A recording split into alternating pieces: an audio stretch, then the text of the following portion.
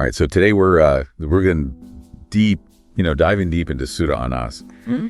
And I think a lot of people listening are familiar with this surah, but we're gonna kind of peel back the layers a little bit. Yeah. It's a powerful one. It's the 114th and the final chapter of the Quran. Mm-hmm. And just 6 verses. Right. Short but potent. Yeah, absolutely. Focused on seeking refuge from all those kind of negative influences, all that stuff that can kind of weigh us down. Mm-hmm. But before we really get into the nitty gritty, the meaning. Yeah.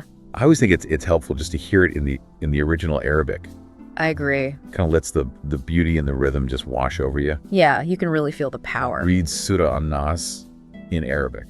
Beautiful. Even if you don't understand the Arabic, you kind of feel that weight, You really can. So, one thing that really stands out to me is that right off the bat, yeah, you get this repetition of mankind, yeah. The first 3 verses. Mm-hmm. Like, what's the significance of that? Why is that emphasized so much? Well, I think what's really interesting there is it's not talking to a specific group or an individual, Yeah.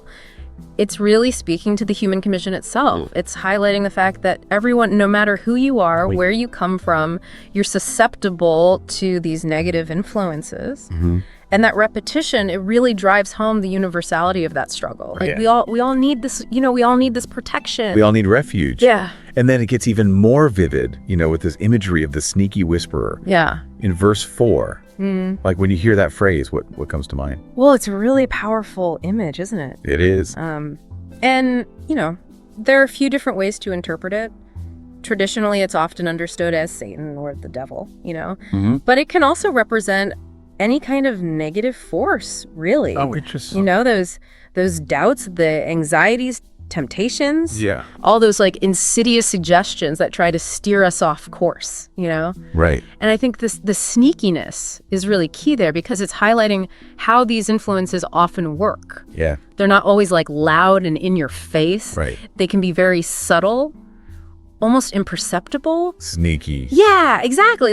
A seed of doubt gets planted in your mind and then it kind of grows without you even realizing it. Yeah, like that little voice that tells you, skip the gym today. Hey, right, exactly. Or you can put that off till tomorrow. Procrastination, all that. All those little things. Yeah, it preys on our weaknesses. And then in verse 5, it gets even more specific, talking about, this whisperer targeting the hearts of people. Yeah. Which is really powerful because in Islam, the heart is not just a physical organ, right? No, it's much deeper than that. Yeah. Think of it more as the control center. Right. The seat of your will, your intention, your deepest desires. Uh-huh. And that's what makes it such a prime target for these whispers. They're trying to influence you at your very core. At the source of your actions. Yeah, the source of who you are. Exactly. But then, it's not just those internal battles that we need protection from. Yeah.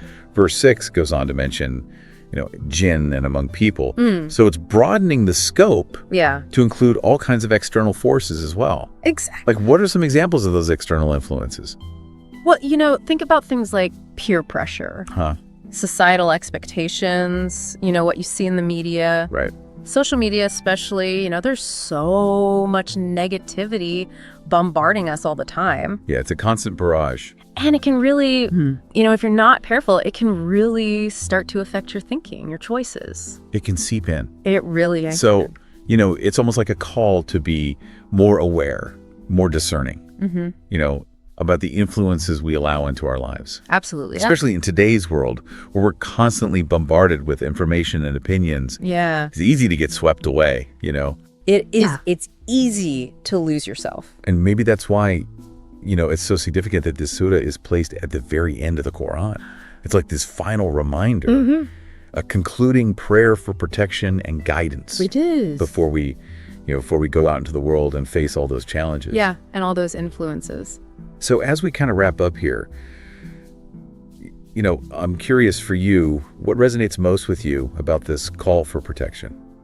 Well, for me, it's really about remembering that there's a source of strength we can turn to. Yeah. No matter what we're facing. Yeah. Whether it's internal struggles or external pressures, we don't have to go through it alone. And that refuge is always available. Always. And, in the end, I bear witness that there is no God but God alone without partner, and that Muhammad is his servant and messenger. Beautiful. Yeah. Thank you so much for sharing your insights today. It's been a pleasure. And for all of you listening, think about what spoke to you most today and how you might apply this message of protection in your own lives. Yeah. Until next time.